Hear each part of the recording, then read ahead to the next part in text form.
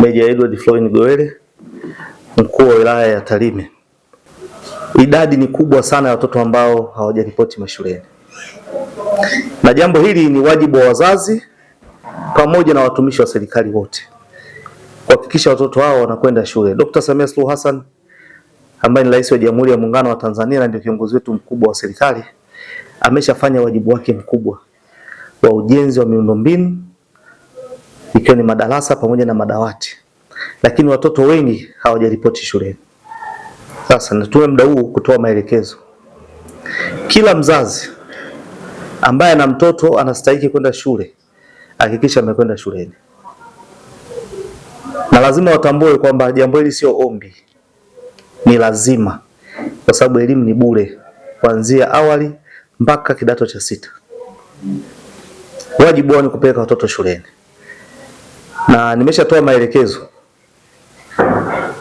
kwa ma-OCD wote watatu wa wilaya ya Tarime.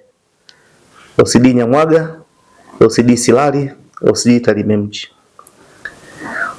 Kwa watendaji kata wote wa wilaya hii, lakini maafisa elimu kata, maafisa elimu msingi na sekondari, lakini tunao polisi kata kwenye kila kata, tunao watendaji wa vijiji. Tunaanza zoezi la kuhakikisha watoto wote wanakwenda shule na tuwatambue wote. Bahati nzuri tumeshapata majina kwa kila shule, kwa kila kata, ni watoto nani na nani hawajakwenda shule. Tutakamata mzazi na watakwenda mahakamani. Sasa ili uepuke hilo, hakikisha mtoto wako amekwenda shule, ameripoti shuleni ifikapo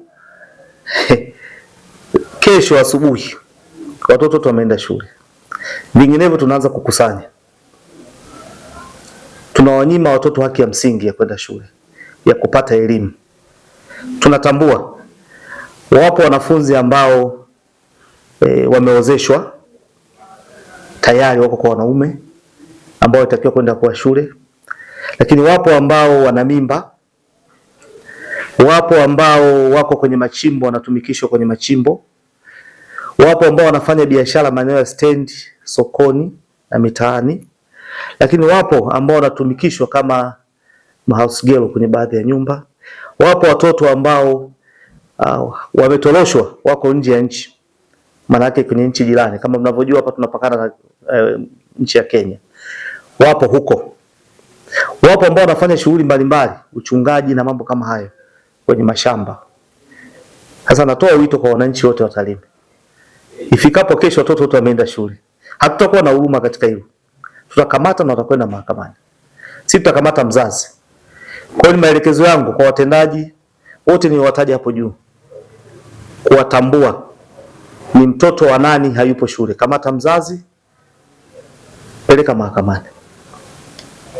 Hatutakuwa na huruma katika hilo. Idadi ni kubwa sana ya watoto, hasa kidato cha kwanza hawapo mashuleni. Wale watoto waliofeli form 2 kwenda form 3 wamerudi, wako nyumbani, wengine wameolewa, wote warudi shule kama maelekezo ya serikali yalivyo. Lakini kingine kinachochangia utoro ni watoto kutopata chakula shuleni. Hili limekuwa tatizo. Tarime tunapata mvua mara 2 kwa mwaka, tuna vyakula vya kutosha, hatuna sababu watoto wasipate chakula shuleni. Hii inasababisha, inachangia pia kwenye utoro, lakini na malezi.